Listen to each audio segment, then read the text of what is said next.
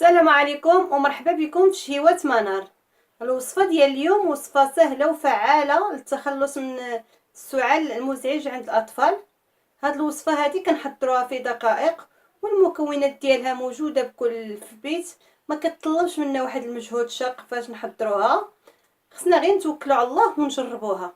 هاد الوصفه هذه عندي مجربه انا وناجحه مليون في المية، لان كنعتمد عليها بزاف مع الوليدات ديالي ملي كيمرضوا بالسعال، وخصوصا السعال في الوقت ديال الليل كما كنعرفوا ما كيخليش الدراري كينعسوا مرتاحين.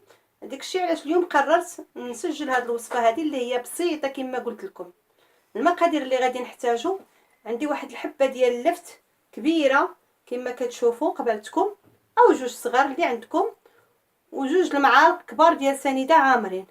الا استعملتوا جوج لفتات غديروا 3 المعالق، استعملتو كما درت انا لفته وحده كبيره كديروا 2 معالق. هادو هما المقادير اللي نحتاجو في الوصفه ديالنا. بسم الله وعلى بركه الله. غنبداو. اول حاجه كنغسلوا اللفته ديالنا مزيان وغادي نقشروها كما كتشوفوا بحال هكا.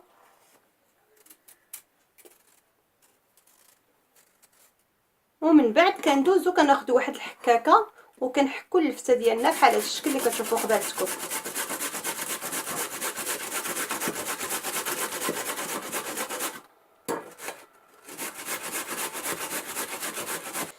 من بعد سيداتي كما شفتوا حكيت اللفته ديالنا، غادي نزيدوا عليها ديك 2 معالق ديال السكر سنيده وغادي نحركوها مزيان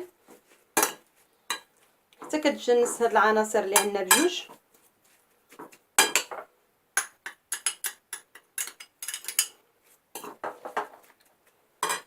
ومن بعد غادي ناخذ واحد القرعه بحال هكا ديال الزاج قاروره وغادي نديروا فيها هاد الخليط اللي عندنا.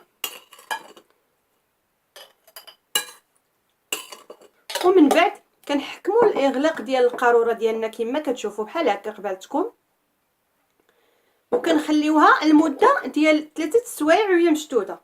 كنحطوها في واحد المكان غير في الكوزينه هكا قبالتنا، ما كنحاديوش فيها. من بعد 3 ديال السوايع كيتكون لنا واحد العصاره، كتبقاو تبركوا هكا شويه بهذه الطريقه اللي كنوريكم دابا. انا مازال ما عندي والو، ولكن هي بدات تطلق. ها نتوما كما كتشوفوا درتها قبالتكم كتطلق واحد بحال الميها. هاد المياه هي اللي غتعطيوها لوليداتكم على راس كل ساعه، غتعطيو المعالقه النهار كامل. ما تخافوش منها لان ما فيهاش مواد كيماويه. اللفت كناكلوه والسكر كما كتعرفوا كناكلوه، يعني المواد ما تخافوش لوليداتكم.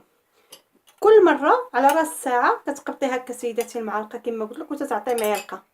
وداك الشيء اللي غادي يبقى لك في القرعه في الليل كتصفيه كله وكتعطيه لوليد ديالك وكينعس، وان شاء الله بالقدره الله سبحانه وتعالى غيتشافى بصفه نهائيه من السعال. انا هذه بحكم التجربه الشخصيه اللي عندي انا كنديرها مع بنتي تقريبا مده 2 سنين. هذه ما بقيتش الحمد لله تنشري الدواء، ولهذا انا قررت نشارك معكم هذه الوصفه.